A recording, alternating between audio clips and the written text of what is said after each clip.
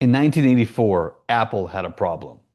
They were about to launch the Macintosh personal computer. Problem? Nobody cared. Not because the product wasn't good, it actually was really good. Beyond that, it was actually revolutionary.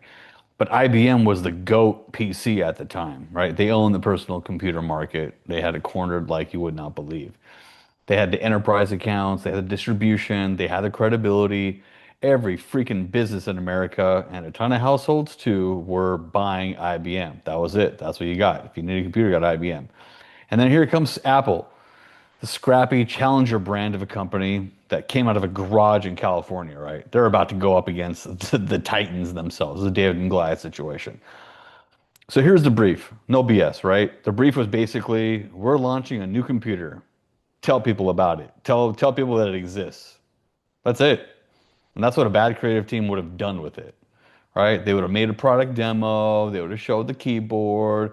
They would have shown the screen. They would have talked about megabytes and RAM and disk drives and look how our mouse is different or whatever, they're going to be talking about, or whatever they were talking about back in 84, right? And then here comes Chiat Day, the agency behind this awesome 84 ad. And they did something completely different, right? The geniuses behind it, there was Steve Hayden, right, the copywriter, Brent Thomas, the art director, right, to the absolute genius of a freaking madman, the legendary, the legend himself, Lee Clow. They asked a way better question. Not what does this product do, but what does this product mean? Huge difference, right? And that's the difference between a brief that gets tossed in the trash and one that actually challenges the culture, which is what Apple did. And that's what we're going to be breaking down today. Okay? Every single agency on a brief like this, they find the obvious insight first. We call that the low-hanging fruit. Okay? The obvious insight here was what? I'm sure you can probably, most of you already know. Apple is innovative. Apple is different. Apple thinks different. Does that sound familiar? Probably because that's what they've been positioning. That's been their positioning for 40 years. But in 1984, they were still figuring that out. They didn't know that's the direction they'd be going in, right? And so what would the obvious execution of that insight be? Well, show the Mac. Show how sleek it is. Show how easy it is to use, right? Then compare that with boring, clunky IBM machines. That's fine. That's what we would call competent advertising, like it would work. That's fine, but fine doesn't cut it. And here's what I always ask when I'm on a brief. What does the obvious answer cost you? The answer in this situation is that it costs you the war. And believe it or not, there was a war at the time when it came to PCs and computers and the tech world and all that stuff. So this is way bigger than just a computer. So it's about, it's costing you the war. Now, because if Apple made an ad about how innovative their computer is, they'd be playing IBM's game. They'd be competing on features, on specs, on technology itself, and IBM's going to win that 10 out of 10 times. They had no chance in that fight. Face it, IBM was bigger. They had more resources, right? They got all the credibility, all of that. So the team at Shy Day, though, they kept asking, they kept digging, and they dug until they hit the gold mine, which is exactly what they did. And here's where it gets interesting. They stopped, Shy Day and all of them, all the geniuses, Lee Clow and them, they stopped looking at the product and they started looking at the world. In 1984, what was actually happening, right? IBM wasn't just winning the computer market, they were on track to absolutely own it. One company, one standard, every business using the same damn machine, the same software, same interface. During that time in 1984, monopoly was spelled IBM, or it could have been, or it could have been. Think about it. Think about what happens when one entity controls the technology that everyone uses to think, to communicate, to work, to live. That's not a tech story. That's a political story. It's a human story. And the human truth that they found was very simple. Conformity is the enemy of human progress. I'll say that again. Conformity is the enemy of human progress. It wasn't Apple is better than IBM. No. It wasn't Macintosh is more innovative. No. The enemy isn't IBM. The enemy is the idea that one way of thinking should dominate everything. You see, why it worked is because Apple didn't position themselves as a computer company, but rather as a liberation movement. That is the insight. And once you have that insight, everything else just follows in place.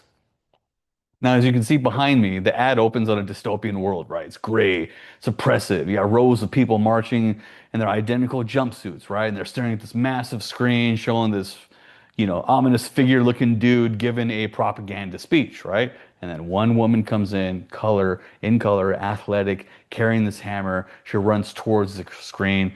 She throws the hammer. The screen explodes. Light floods in, right? At that time, and then the voiceover comes in and says, on January 24th, Apple Computer will introduce Macintosh.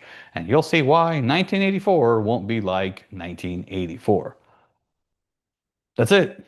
No product shot, no features, no price, just an insight so powerful that it rewrote what advertising could be and has rewritten the rules of advertising since then. This was the gold standard from since that point. Now, that's what I always strive to go after. Now, here's what I want you to notice about the execution itself. The insight and the execution are the same thing. They're actually inseparable. The insight was, again, conformity is the enemy of progress. One entity controlling everything is absolutely dangerous, right? We can all agree on that in all facets of life. The execution showed what? A world where one entity controls everything and one individual destroying that.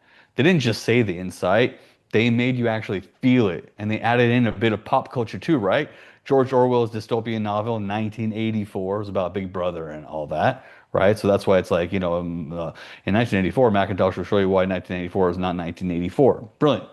So now remember, what I always say, the brief is a spear or a hammer in the case of this ad, right? But it's a spear, it's not a bucket. Okay? One point, one human truth. Everything in the execution exists to deliver that one thing. Question for you. Did you catch what the ad didn't do? Where was the computer? They didn't show it one time because the geniuses at Apple or behind Apple, again, Shy Day and all the folks, they understood something very profound and simple at the time, but still, they understood something most advertisers would never figure out, still don't. The product is not the point. The product is the proof.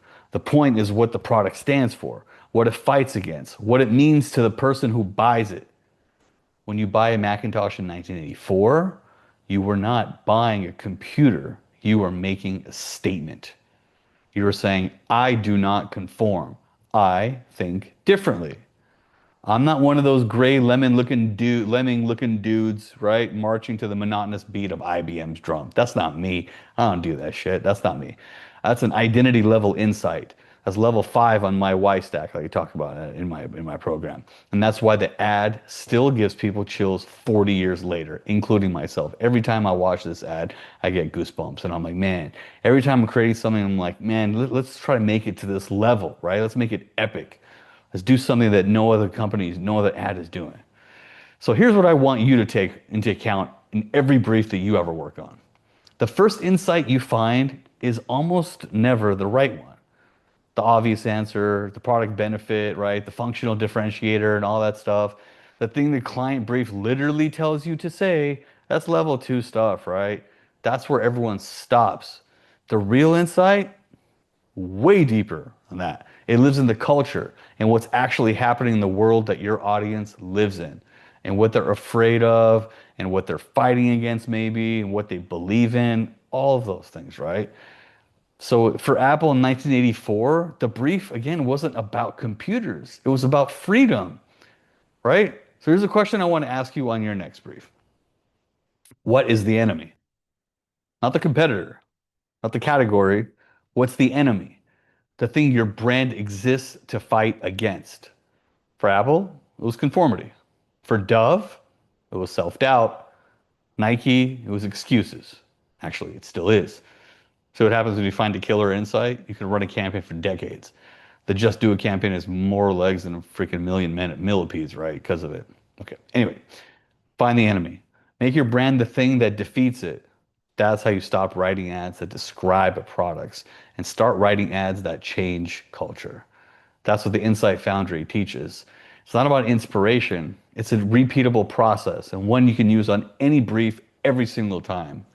If you want to learn more about the full system that I've created, including the why stack, the tension framework, the 5 questions you need to ask, Link is in the description. Come find me. Let's talk, right?